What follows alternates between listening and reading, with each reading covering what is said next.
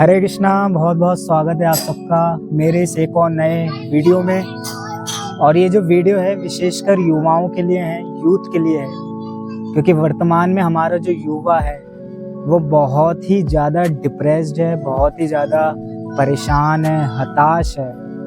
और कई ज़्यादा युवा जो हैं वो गलत चीज़ों में एडिक्ट हैं, जैसे नशे में, शराब के नशे में, ड्रग्स के नशे में, मास्टरबेशन। ओ माय गॉड, अपने प्रतिदिन वीर्य का नाश कर रहा है युवा।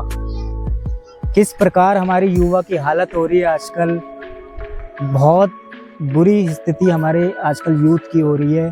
और कुछ यूथ तो ऐसे हैं जो कमरा बंद कर करके पंखे से लटक रहे हैं, ऐसे युवाओं की हालत है। तो ऐसे युवाओं को शिक्षा देने के लिए हमारा जो इस्कॉन है और हमारे इस्कॉन के जो डिवोटीज़ हैं, हिज ग्रेस अरुणोदय कीर्तन प्रभु जी, जो हमारे यूथ के लीडर हैं, वो किस प्रकार यूथ को डील करते हैं, यूथ को शिक्षा देते हैं और भगवान की भक्ति से, स्पिरिचुअलिटी से जोड़ते हैं, जिससे युवा इन सारी चीज़ों पर नियंत्रण कर सके और इनको त्याग सके। तो अभी हम चलते हैं, एंड तक आप इस वीडियो को देखना। जितने भी युवा हैं विशेषकर उनके लिए ये वीडियो है। और आप देखना कि किस प्रकार युवा भगवान की भक्ति में लग करके अपनी सारी जो गलत आदतें हैं उनको त्याग रहा है। हरे कृष्णा।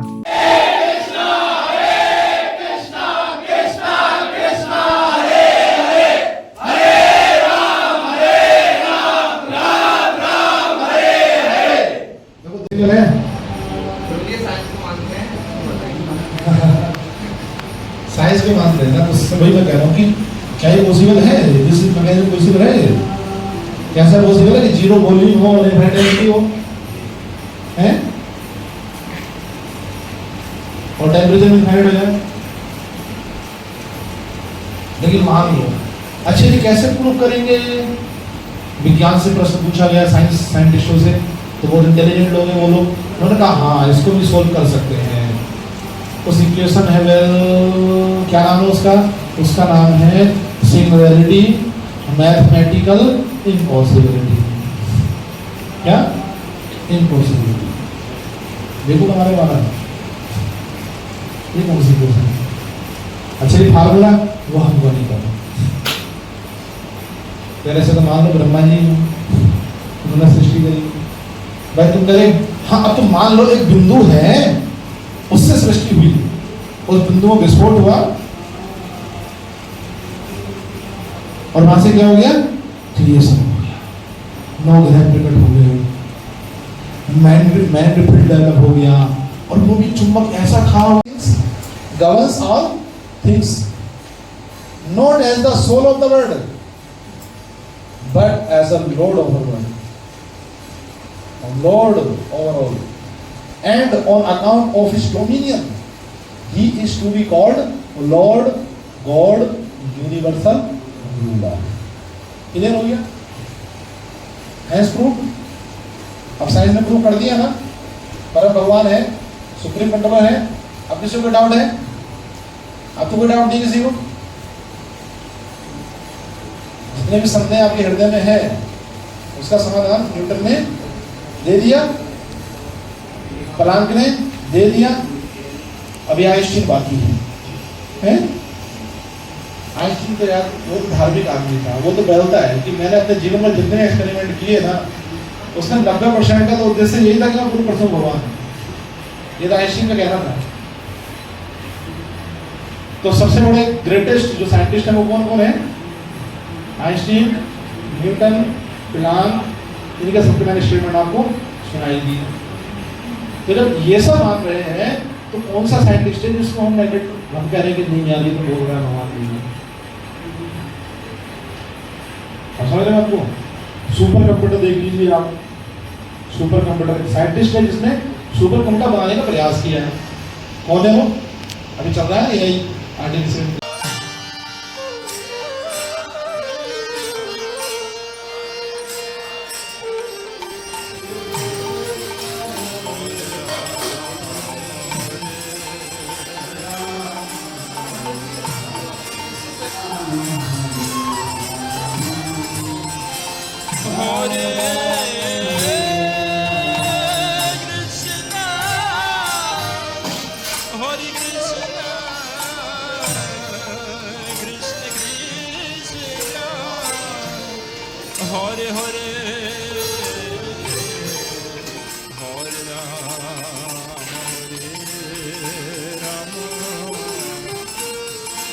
राम राम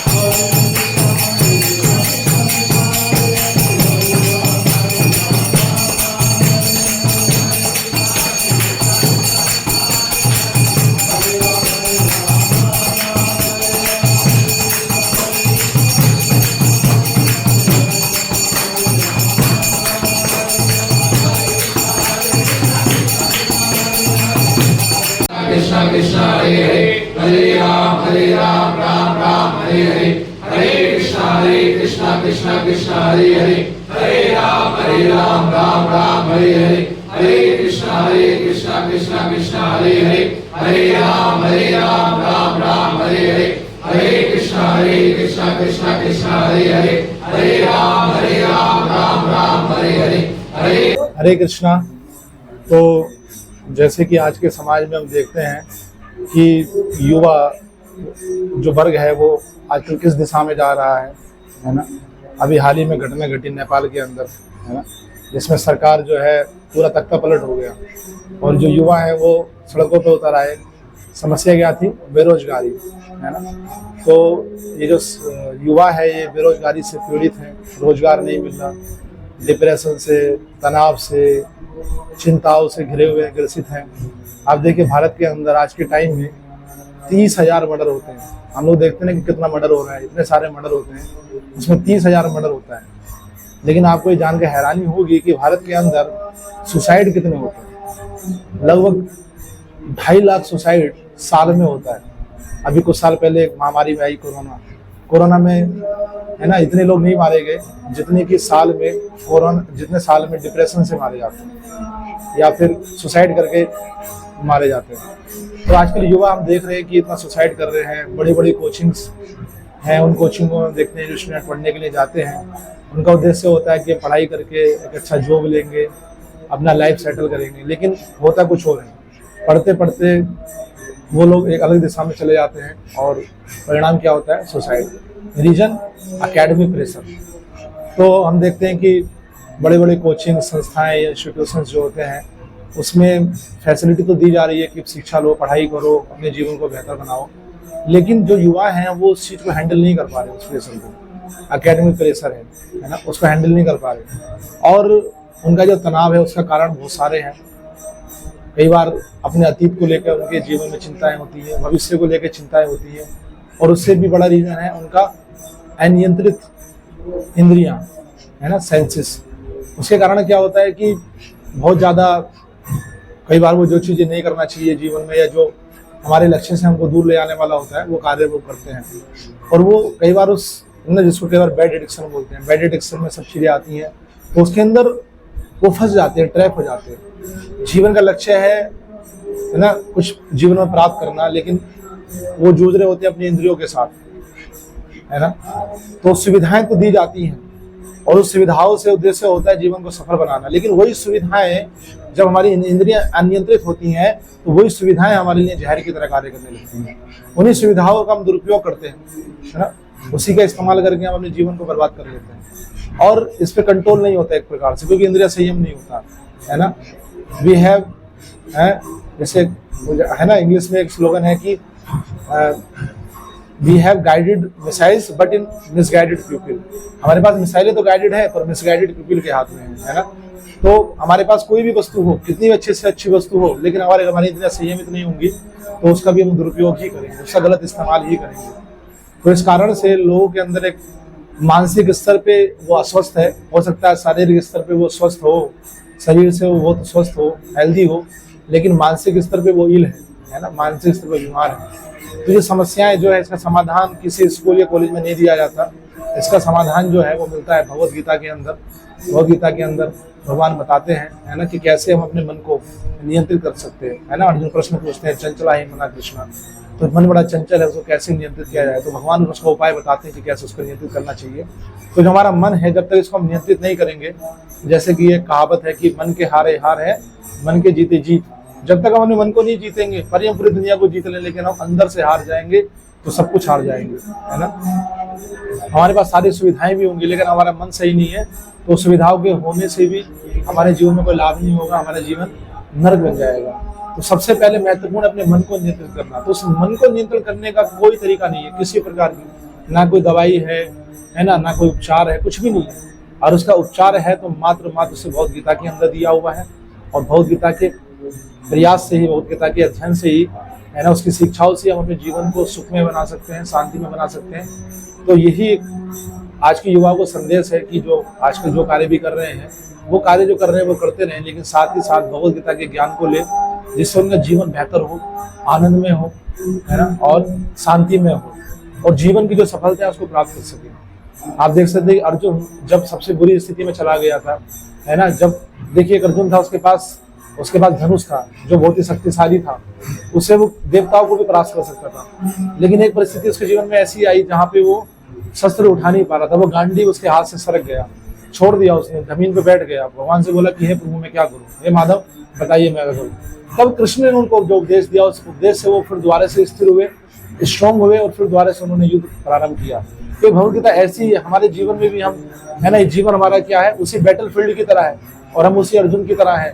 जब हम जीवन में, वैसे तो जीवन में हम युद्ध कर रहे होते हैं हर समय, लेकिन कभी कभी युद्ध ऐसे होते हैं, जब हमारे युद्ध ऐसे होते हैं कि हम हार जाते हैं अपने आप से, है ना। कोई भी चीज हमारी काम नहीं आती, सब व्यर्थ चला जाता है, ज्ञान भी काम नहीं आता, कुछ भी काम नहीं आता। अब ऐसे स्थान पे एक ऐसे गाइड की जरूरत है, कृष्ण जैसे गाइड की जरूरत है, जो हमको इस परिस्थिति से निकाल सके। और सही गाइडेंस बहुत जरूरी है। अगर हमें विषम परिस्थिति में अगर हमें गाइडेंस देने वाला व्यक्ति गलत मिल गया, उसने गलत गाइडेंस दे दिया, तो हम गलत रास्ते पे भी जा सकते हैं, है ना। ये गलत चीजों को अपने जीवन में लेके आ सकते हैं। तो सही व्यक्ति का मार्गदर्शन बहुत आवश्यक है। तो आपसे प्रार्थना है सभी युवाओं से कि आप साथ ही साथ क्या करें, भगवद गीता के संदेश को अपने जीवन में उतारें, और अपने जीवन में एक गाइड रखें, है ना।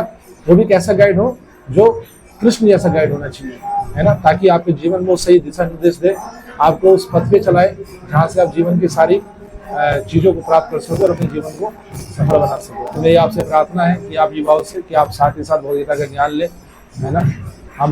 मैं इस्कॉन में हम लोग यहाँ पे भगवद गीता की शिक्षाएं देते हैं, पढ़ाते हैं। ऑनलाइन भी क्लासेज होती हैं और ऑफलाइन भी क्लासेज होती है संडे को। तो आप यहाँ पे आइए और इसका लाभ उठाइए। हरे कृष्णा। हरे कृष्णा।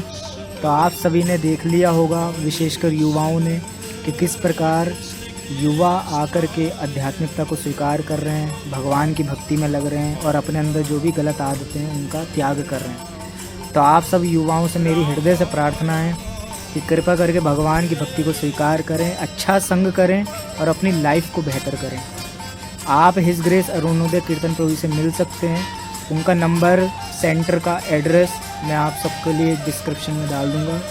तो कृपा करके यहाँ पर आइए और भगवान की भक्ति को स्वीकार करिए और भगवान के नाम का जप करिए, आनंद से भजन करिए और आनंद से प्रसाद लीजिए। हरे कृष्णा। रोज़ भगवान के नाम का जप करें और भगवद गीता का अध्ययन जरूर करें। हरे कृष्णा।